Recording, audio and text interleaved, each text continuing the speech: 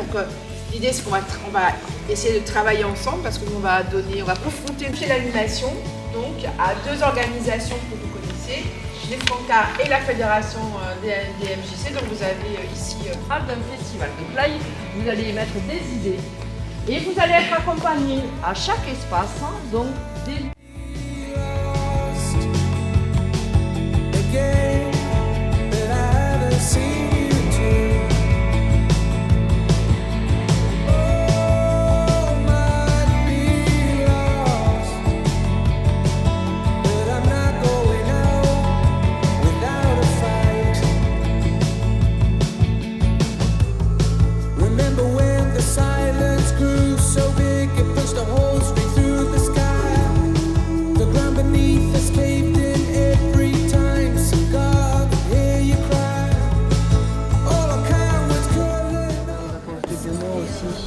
Ouais, alors les vacances d'été, le problème c'est qu'il y en a beaucoup qui partent et c'est par exemple pour avoir. Bah, après, je prends ton idée, mais ils ont dit que ce serait peut-être plus compliqué.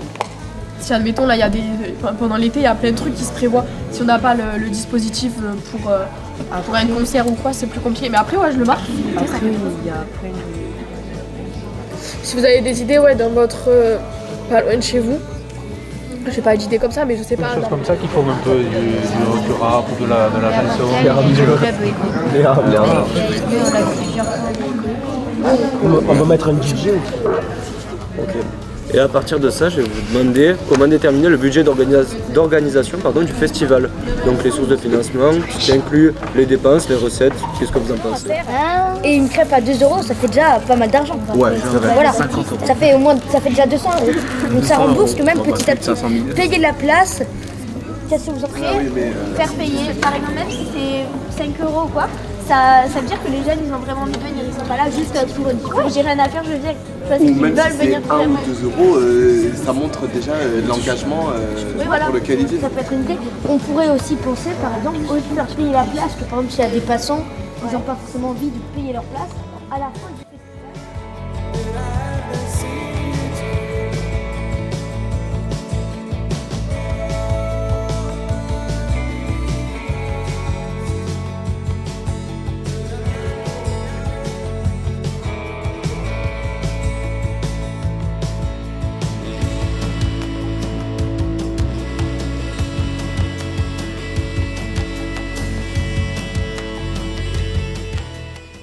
Pour l'hébergement, pour ceux qui viendraient de loin, parce que ça se fait sur 2 jours et on ne va pas faire l'aller-retour.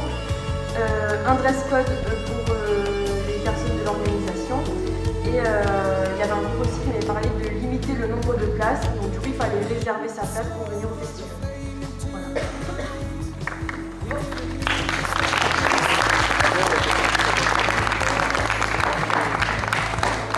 Faire appel à un influenceur qui pourrait être notre sponsor en faisant des stories publiques, en venant au festival.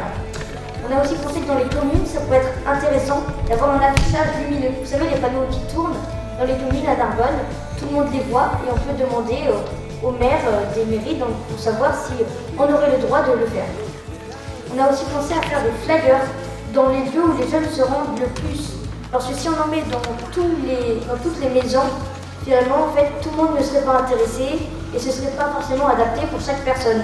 Alors qu'on pourrait déposer 30 flyers dans les lieux, par exemple, je sais pas, dans les collèges, dans les médiathèques, les lieux où on a l'habitude de se rendre. Sur les jeunes sapeurs-pompiers, sur les policiers, sur les gestes de premier secours, sur la drogue, l'alcool et la sexualité. Après, pour tout ce qui est amusement, etc., faire une sorte de scène ouverte avec montre ton talent. Donc mettre des stands de breakdance, de théâtre, de graphe, de sport, etc. Et du coup faire un prix aux gagnants, je sais pas, celui qui chante le mieux, celui qui danse le mieux, un truc comme ça. Et aussi pour avoir plus de visibilité, faire venir une personne assez connue de l'Aude, comme un humoriste ou un chanteur, si on trouve quelqu'un qui pourrait nous parrainer, par exemple. Voilà. Et après, oui. Donc en premier, ça serait des stands d'information, donc avec Acticity et surtout un du conseil départemental des jeunes pour présenter ce que l'on fait. Ensuite un stand de musique, donc présentation de la musique et après ça serait sur la scène, donc avec différents chanteurs. Un stand de restauration rapide, après d'onologie pour les majeurs, donc pour le vin, la découverte du vin. Des bénévoles. Et après il y aura aussi vous les jeunes qui comptent dans les bénévoles. Ensuite, on avait parlé d'une billetterie à l'entrée, soit payante, soit gratuite, ça nous plaît, on ne sait pas. On avait parlé de toilettes, de communication. Donc, Arthur en a déjà parlé avec les réseaux sociaux, des affiches et puis d'autres. Ensuite, pour les plus petits, on avait parlé de jeux gonflables.